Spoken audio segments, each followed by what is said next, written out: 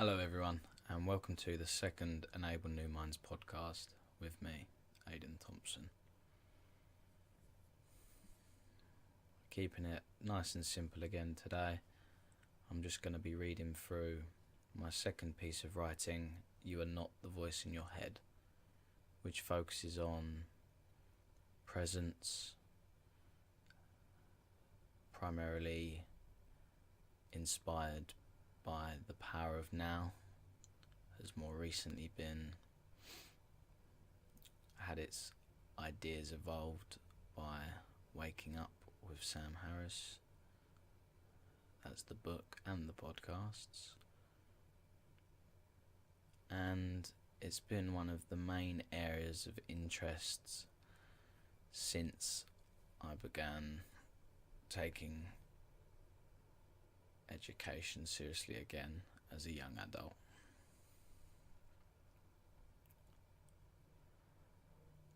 I haven't quite sorted out my rhythm between podcasts and blog articles. My work life is very busy at the minute, and I'm not making an excuse, I'm just explaining why. Hopefully I can become more regular with my work as time goes on and get some kind of alternating pattern. Podcast, article, podcast, article, so on. For now, I think it's just going to be quicker for me to produce another podcast and repeat something I've already written with hopefully an added layer of insight as well. So, let's start.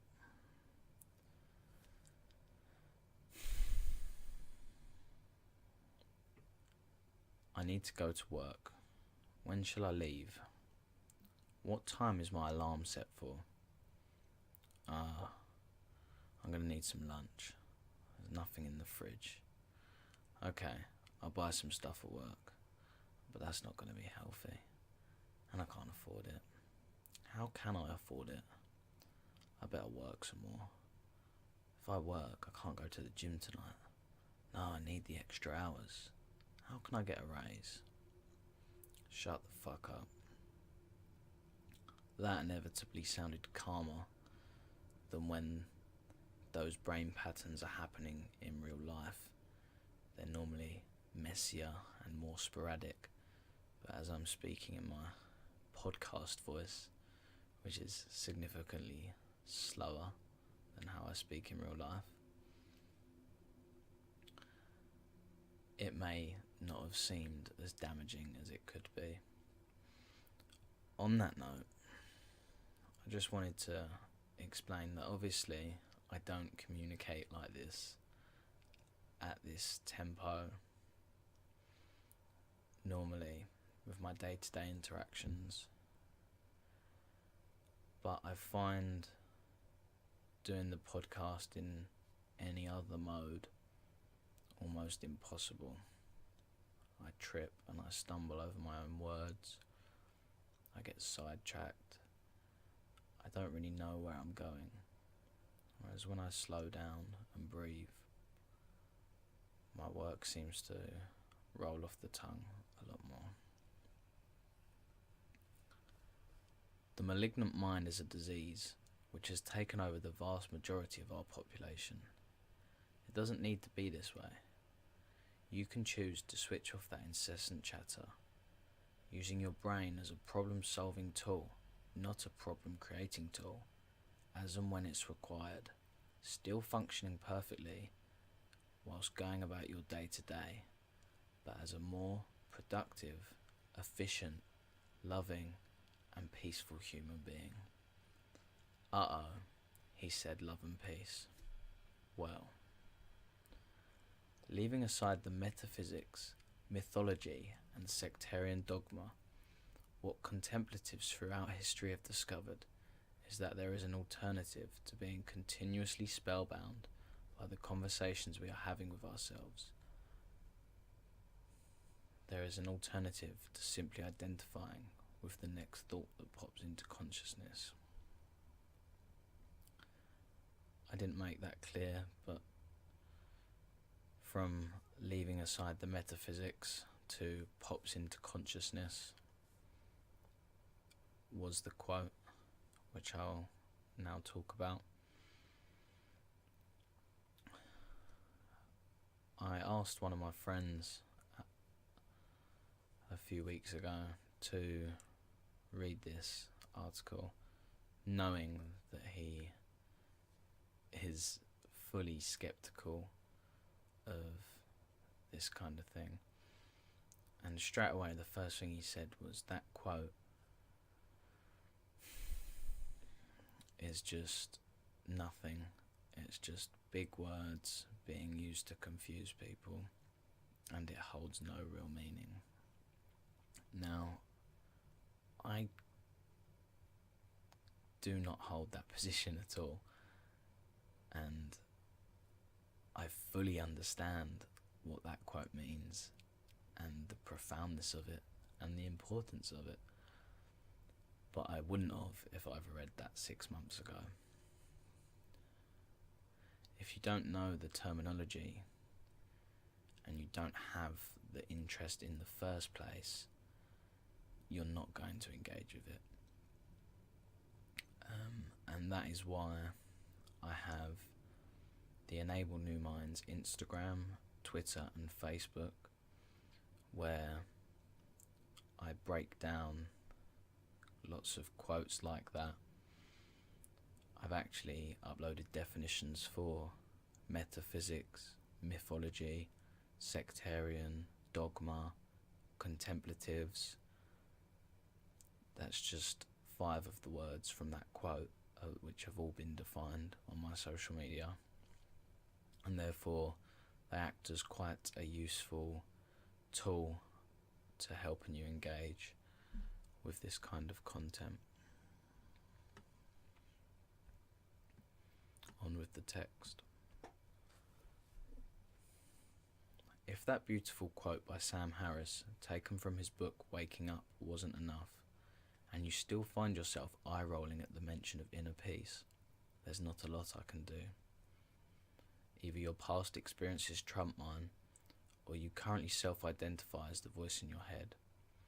Your ego, and therefore your mind, will do everything possible to disregard, fight and object this concept, because shutting off that voice occasionally would be to silence yourself, which may not be a bad thing either. I later found out this is similar to psychological projection, which is kind of like when you defend yourself by projecting the negative image onto someone else. I've explained that badly.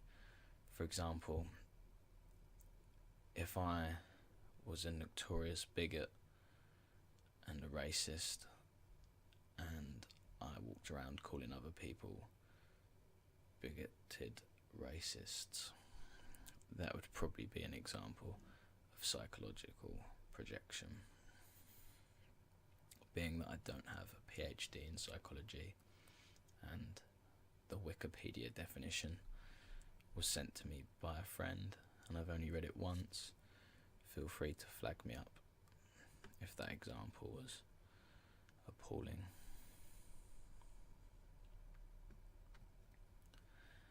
If this isn't the case, and your life is in fact a true and pure abundance of happiness, completely without flaw, then please crack on.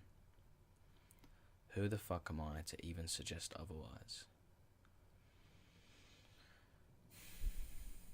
My best guess, however, is that it isn't, and the lurking feeling of discontent isn't shrinking as much as you try to bury it in money, drugs, sex, alcohol, video games, phones, or by whatever other subconscious form arises as the driving force that steadies you, as you continue ploughing on grudgingly through the mass ball of confusion and unanswered questions which is our fragile existence within the expanding and the unlimited.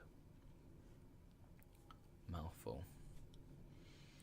I'm actually quite impressed I read that first take today in one go correctly.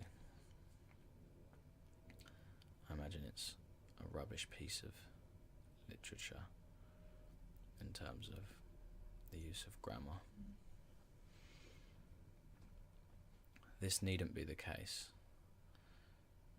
Not my bad use of grammar. We're looking at the lurking feeling of discontent. This needn't be the case, and it is very possible to feel more content, more connected, and more love right now by stopping the incessant compulsive thinking and halting the malignant mind, a process which grows easier and easier with practice, because contrary to popular belief, practice makes permanent, for the better or for the worse. Habits. I'd just like to add that word there. Habits. Habits are so important for forming what becomes permanent in your life. And I think by focusing on setting good habits, you can achieve exponentially more. Just look beyond the dogma and preformed opinions you have about presence, mindfulness, inner peace, or whatever other words you associate as hippie snowflake language, and hear this out. I'm speaking from first-hand experience as a 20-year-old construction worker from England, whom, having recently introduced the concept of disassociating myself from my mind and observing my thoughts, have certainly found my life being filled with an ever-growing list of positive changes. Positive changes that I continue to encounter. Maybe 6 to 12 months on now, I've been the most content and happy 12 months of my life, without a doubt. And I've had some pretty good ones prior to that. I've been very lucky. Out of the ever-growing list of positive changes, content being the most obvious, followed quickly by the removal of many harmful substances and environments. For when you live in the now, and you take every moment as its own, fighting addiction doesn't seem so hard as you reconnect. Connection is in fact the opposite of addiction. On that note, I have given up multiple harmful substances I was taking on a fairly regular basis. Most recently, nicotine. I've smoked between 10 and 15 cigarettes a day for maybe since I was 16, 4 years. I gave up for about 3 months. I had maybe 2 weeks of being grumpier than I could have been, and then I stopped. And I honestly didn't find it that hard, because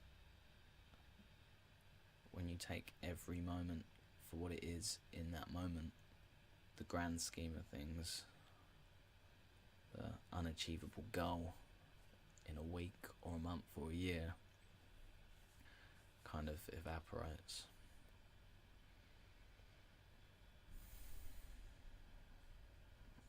I'm proof that you don't need to have lived through the 60s and 70s, smoke weed and stick incense sticks up your bum to put these principles into practice. Not that I'm disregarding any of that, or denying my own engagement with incense stick based marijuana foolery. a sentence for you, but I've derived my opinions from well-established sources whose impacts worldwide are undeniable.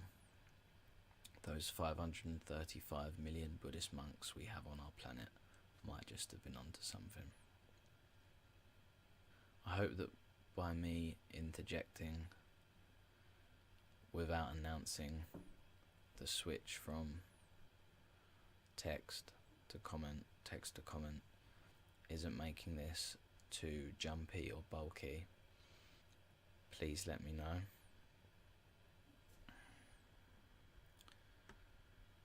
This will already be on the internet by that point, but at least future podcasts can be better. Seems I've got a paragraph talking about my first article, so we'll just skip through that.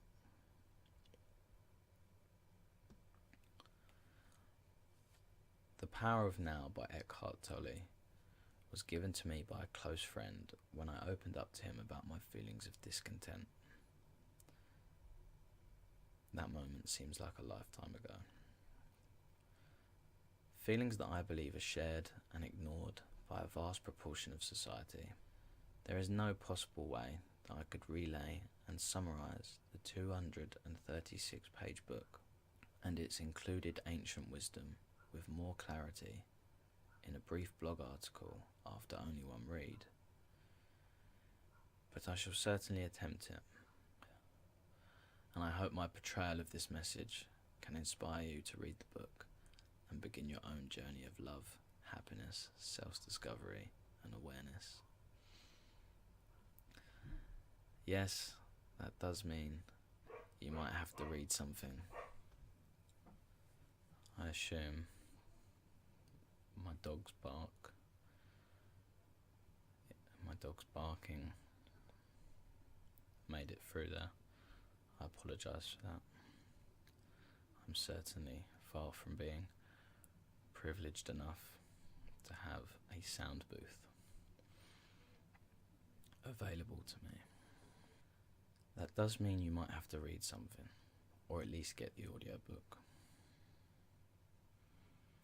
Before reading The Power of Now, I had begun to formulate a few basic ideologies and slogans which I was living my life by. 1. Work hard, play hard. 2. Moderation in all things, including water.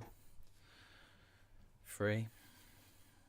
The fact we are here is a miracle, and therefore life should be treasured. And 4.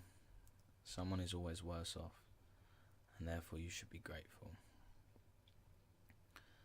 Now, I probably derived 3 out of 4 of those from late night, drug-fueled conversations at after parties, which I would then repeat and stick by. And moderation in all things came from my dad's mum, which I love. Now, some of these mottos are pure and true, and worked on some personal levels for me. However, some did not. They lacked depth, understanding, and experience, and the fact I took pleasure in knowing that someone is worse off than me, opposed to using that same knowledge to be the driving force for being nice or helping others, I can now see as slightly twisted and deranged. They certainly required an upgrade, and the book provided me this, and so much more. I can only describe my experience with it through metaphor. Imagine you're trying to complete a 1,000-piece puzzle, but you've only got 2 or 3 pieces. They're all crumpled and dirty, and then someone comes along and hands you the fully finished piece, all shiny and glossy. It was overwhelming. had an instantaneous and profound effect on me. A benefit that possibly couldn't be attributed to completing a puzzle, but we'll roll with it. As happy as I became with the newfound knowledge provided for me by this book, it was clear that this was just one of many great puzzles I'm yet to complete as I tried to become a better, more rounded and aware human being on my journey through life.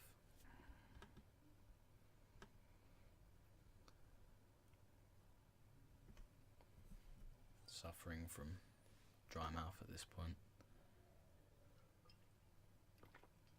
I'm not quite sure how far through the article I am, but this has so far been done in one recording, which I'm rather chuffed about. My last attempt was a shambles and quickly deleted upon revisiting today. Back to the text. In short, and to the best of my knowledge, to be present is to shut off the inner voice, or to at least recognize it and observe it from a non-judgmental position. So when you hear that voice in your head, watch it.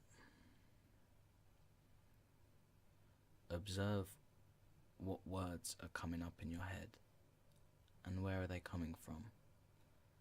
And then observe that if you're observing that, you must be something else. You must be beyond the voice in your head. Don't judge it. Observe it. And a lot of the time, when you observe it, it dissipates. And that is what I imagine is the next step, is to have it shut off as much as possible and to live in the moment with sight, touch and all your other senses, and to trust your gut and to switch on your brain when it's time to use it. Focusing on the internal and the external that you experience in that moment. For all we have is the now, and you can only ever be in the present moment. So by bringing this to attention and learning to enjoy what's currently going on, rather than thinking about the past or the future, can generate a great sense of contentment and joy. Real contentment and joy. There is nothing superficial about it.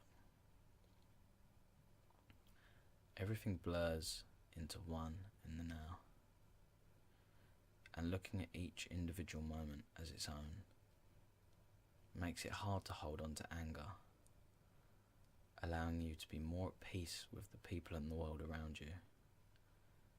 You can have a high level of focus and clarity on the tasks you're completing, and waiting becomes a thing of the past, as you are now solely enjoying the moment, taking it and accepting it for what it is. Again, easier said than done when it's 6 p.m. in the hospital waiting room and your appointment was at 12, or you're ridden with cold, nose and face is streaming, and you've got to spend the next 6 hours stuffing insulation into wall cavities. But it is achievable. You can find peace in this moment. I can attest that it is better. Time does go faster. All of the above, because I'm writing from experience. I also want to add that it's not like you go into some kind of trance or alternative state and it's unimaginable. It's really quite normal. It's just better. Or something along those lines. But it really is no different. You're not taking in more information or less information. You're just living. And you don't feel like Spider-Man, sadly.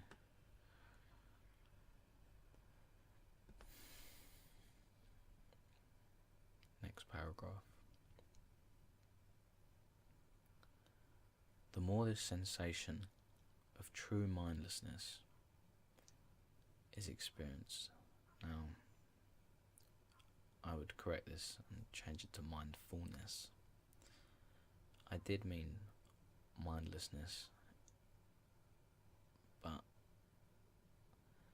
it all depends on whether you define mindlessness or mindfulness as the state of just being. And so, if you could pick either, or make up your own word for being present and living in the now, that would be great. Or if you could tell me why it is in fact mindfulness, which I think is the more commonly used word, or it may in fact be the right word. The more this sensation of true, insert word here, is experienced, the easier it becomes to take yourself to this place. So let's just try an exercise now. Close your eyes, concentrate, and then tell me what your next thought is going to be. Anything come up? Now outstretch your hand in front of you and stare intensely at your finger. Breathe and increase your concentration. Any thoughts? It may be the case that your mind is running riot, and it did in fact fail to cease even for a moment there when you increased your concentration. But it is possible that during these activities you experienced no thought because you increased your level of focus. This is the reason I believe lots of high-level athletes and adrenaline junkies do what they do, because their concentration levels or adrenaline levels go so high that they have no alternative other than to live in the now. But with practice, you can essentially make sitting cross-legged on a towel in a cold stone room just as exciting, as many contemplatives through history have proven. I think a healthy balance between the two will suit me just fine.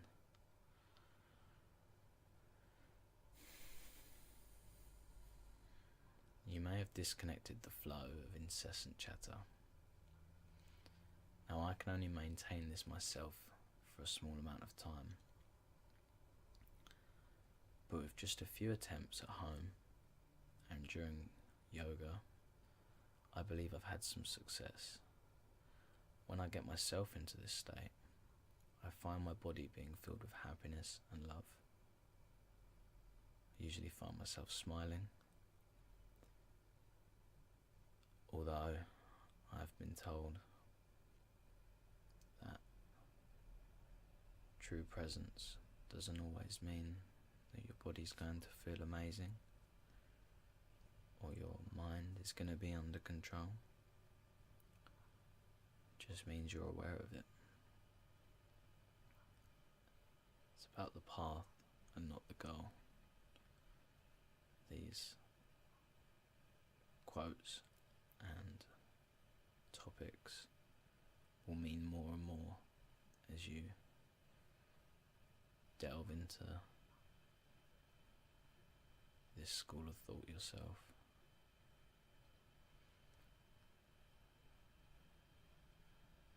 It's not all about peace and love though. Practicing being in the now can increase and improve your concentration, your reflexes, your memory, and most importantly, and something I can attest to, is that it can improve your relationships with the people around you, loved ones, friends, family, and total strangers, as it removes your judgments, biases, and discriminations, and allows you to build a proper connection, as it bypasses the narratives that we have been telling ourselves that make up our judgments and opinions.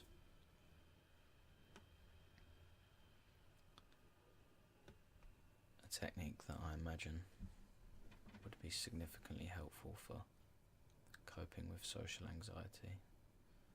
I am not a medical professor, however, so please check that yourself. People appreciate this raised level of attentiveness.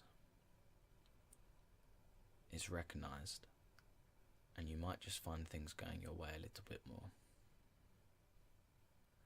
If someone starts beeping me up in the car, I don't want to get out and tell him to fuck off. I just feel bad for him. Why is that person so mad? What has led them to get to this point? That is, unless I have also had a bad day. In which case, yeah, I might start beeping too. Human judgment and interaction are other topics I look forward to exploring. Stepped out of my podcast voice briefly and subtly there for a second. Go back to the much softer version of me. I do hope that as I get more confident with the speaking and my vocabulary improves, that I will be able to add a bit more of my own personality and charisma to my podcasts. It may just be that I am this boring. We shall see. I've noticed thousands of positive changes from attempting to imply this technique in my life, as and when I can. I would love to share with you my little day-to-day techniques another time, but for now I want to leave you with something that will hopefully encourage your own pursuit of inner peace. I feel like this might actually be the opportunity to share some of my other day-to-day techniques. I'm going to attempt to do that now. I find the shower a useful tool for reeling my mind in a bit. If I can get in and out of the shower without having one thought, then I should be given a medal. I don't think I've yet achieved it, but I can hold longer and longer periods of mindfulness, and I do this by focusing on exactly what I'm doing. If I'm body washing my arm, the sensations on my hand and my arm, and the water on my back, and the heat, and my breath. Vipassana yoga has taught me it's very important, and there's so much to say for the power of the breath.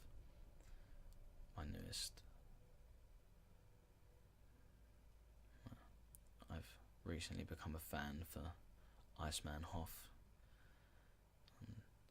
who can climb mountains, Everest in his boxers, and can heal himself after being injected with E. coli just through breathing.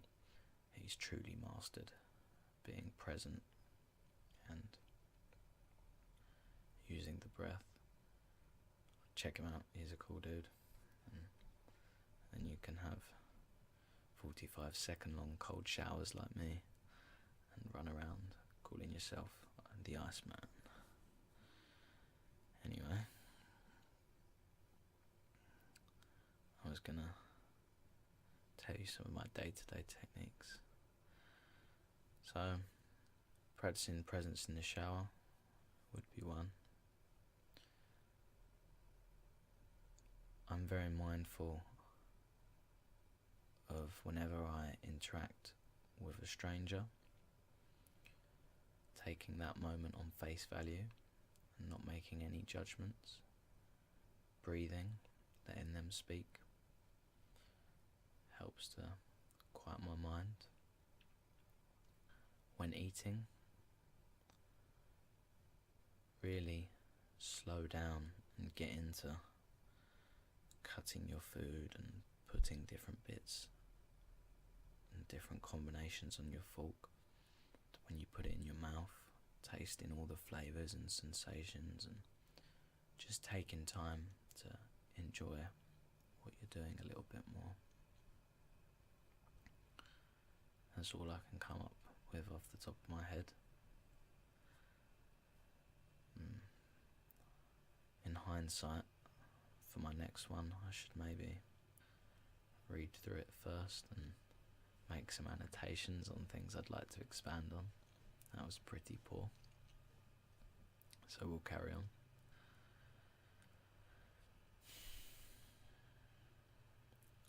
I want to leave you with something that will hopefully encourage your own pursuit of inner peace. Even though I know now should not be the goal. As well as a few momentary feelings of happiness and an overall positive increase on my outlook on the world, I've had two crazy moments which have stood out for me after managing to maintain what I believe is a high level of presence for a significant amount of time. I have experienced such powerful feelings of ecstasy, joy and happiness that they have truly been similar to previous experiences of taking MDMA, but without the gurning. Or maybe a more classical moment like winning something big or whatever. I'm from Medway. I draw from what I know. That isn't a joke. The sensations I felt were as if I'd taken pills and was dancing my heart out at whatever bar. That overwhelming love for everyone sensation. One began during a day playing my role as a construction worker. The other was a bit more cliche after speaking to a friend after a yoga class. Both times I've managed to maintain being entirely in the now for an extended period, functioning normally as a human being and getting on with my day-to-day, yet being close to tears, feeling nothing but content and gratitude, with no external influences other than taming my mind. If you cannot engage with the idea of being present for inner peace, at least let your path begin with the quest for this sensation. You bloody junkies. Much love. So that's the end of the second Enable New Minds podcast. Wanted to add just at the end there that the conversation I had after the yoga class, he also felt the same. The feeling was reciprocated, which is quite amazing. I've since been caught up in my head a lot whilst doing work and taking on different tasks, and I've found just now that even slowing down for 45 minutes and reading something I wrote out loud has forced me to be present, and I do feel a lot better for it. I then wrote a side note which gives the whole promotional spew, so I'll do that now off the top of my head. If you enjoyed this podcast, could you please share it, like it on whatever platform you're on, comment. I know it seems long to do those things, but it really isn't. And if you could just drop it a like, it would mean a lot. And if you could share it, it's not going to affect you a lot. It's not going to impact your day. And if it's had any insight in it whatsoever that you found valuable, then there's no shame in sharing that and positively affecting someone else. We should all be supporting each other as much as possible in everything we do. Taking time to get to know our locals and step away from the... Better be careful with what I say there. We'll leave it at that. So yeah, give us a like, share, and possibly a follow on my social media accounts as well, @Enable New Minds. That would be great. Thank you very much.